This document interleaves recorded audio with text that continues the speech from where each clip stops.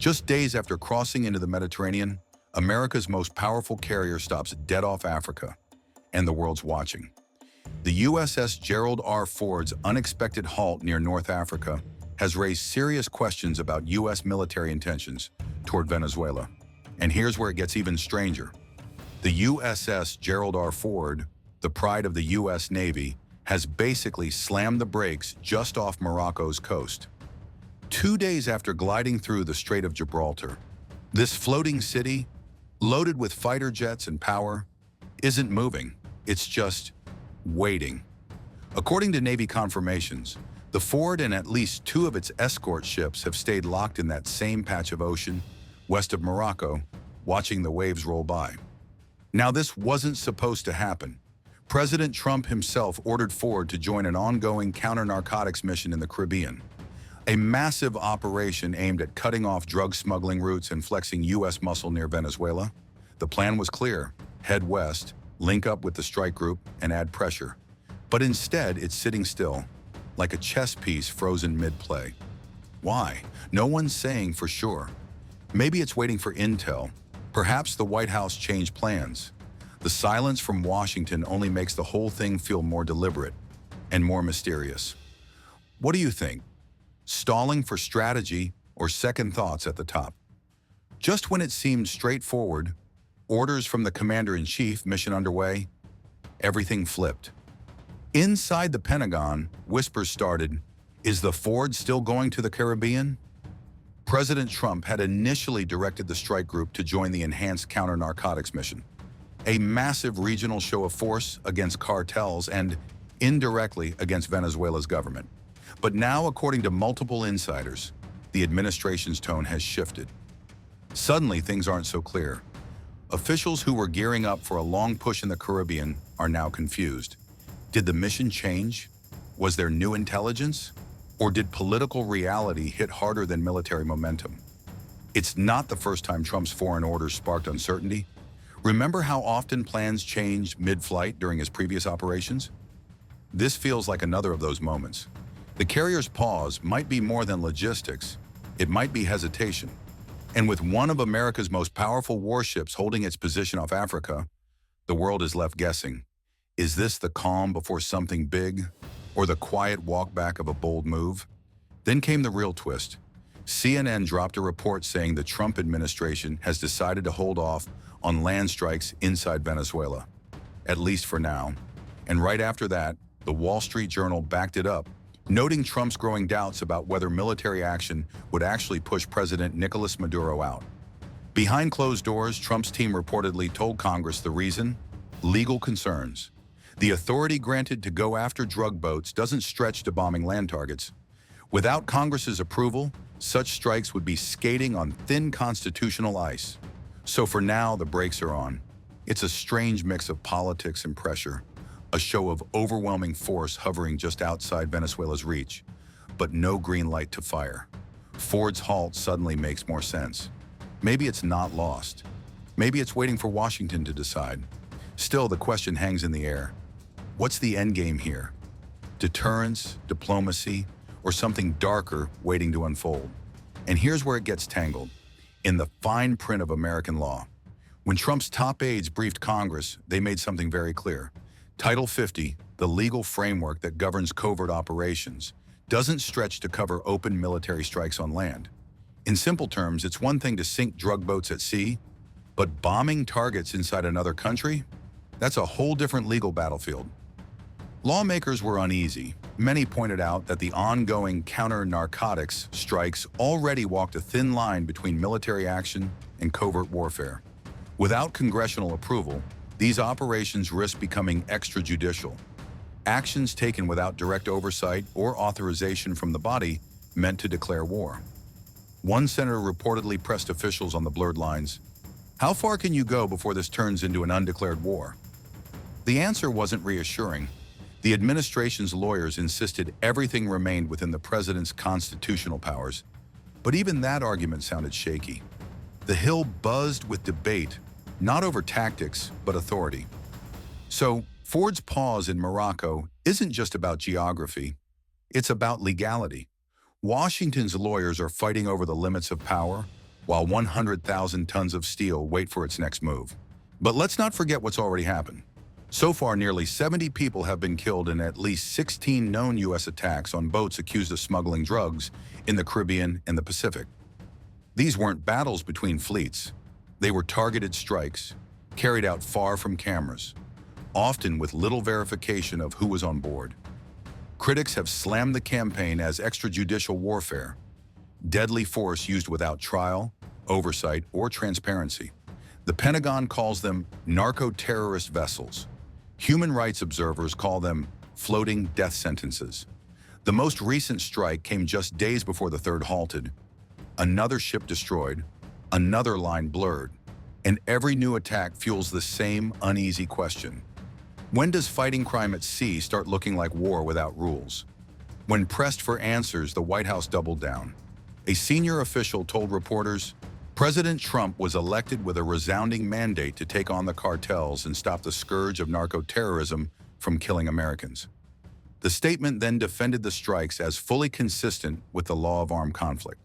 In other words, the administration insists everything it's doing, from sinking boats to mobilizing warships, is legally sound and morally justified. Trump himself echoed that sentiment on 60 Minutes, claiming he's not seeking war, but refusing to let narco-terrorists operate freely. But to critics, that defense feels paper-thin. If the mission is about drugs, why park a supercarrier and bomber squadrons near Venezuela? The White House calls it protection. Others call it pressure, or worse, preparation. And as the Ford floats silently off Morocco, it feels like both sides might be right. Reports from the Wall Street Journal and the New York Times revealed the confusion inside the administration. On one hand, President Trump publicly declared that Maduro must go, vowing to support Venezuela's democratic transition. But behind closed doors, officials admitted he was skeptical that airstrikes or covert raids could actually topple Nicolas Maduro's regime. These conflicting signals created deep uncertainty among U.S. allies and even within the Pentagon itself. Three options sat on the table: doubling down on economic sanctions and oil blockades, ramping up covert support for Venezuelan opposition groups, or taking the most extreme route: direct military action. Yet Trump's advisors feared the blowback from regional governments and Congress alike. The contradiction was clear. Trump wanted to appear tough on narco-terrorism, but hesitated to risk an operation that could ignite a regional war. By late summer, the Caribbean had become one of the most militarized zones in the Western Hemisphere. Nearly 8 U.S. Navy warships, multiple nuclear-powered submarines, F-35B fighter jets, AC-130 gunships, MQ-9 Reaper drones, and over 10,000 American troops were deployed across the region under the banner of Enhanced Counter-Narcotics Operations. The show of force was designed to pressure Maduro while deterring Russian and Cuban support for his regime. But even as this armada grew, the USS Gerald R. Ford, America's most advanced aircraft carrier, was curiously held off the coast of North Africa. Its absence from the Caribbean fleet raised eyebrows. Why was the Navy's crown jewel being kept away from the very mission it was built to dominate? Some speculated that Ford's presence could escalate tensions too far. Others believed Washington wanted flexibility if new crises erupted in Europe or the Middle East. Keeping the USS Gerald R. Ford near Morocco wasn't an accident. It was a calculated move. From that position, the Ford could pivot quickly between the Mediterranean, West Africa, and the Caribbean. Military planners call this strategic ambiguity, staying close enough to act, but far enough to avoid provocation. The location allows the U.S. to monitor not only North African security issues, but also Russian and Chinese naval movements in the Atlantic. By holding the fort off Africa, Washington preserved its most powerful symbol of deterrence without locking it into a single mission. In essence, it was a floating chess piece, ready to respond to whichever crisis, in Venezuela, the Sahel, or the Mediterranean, flared up first. This balancing act reflected the White House's indecision, poised for war, yet unwilling to commit. Inside the Pentagon, not everyone supported keeping such a large naval force in the Caribbean indefinitely.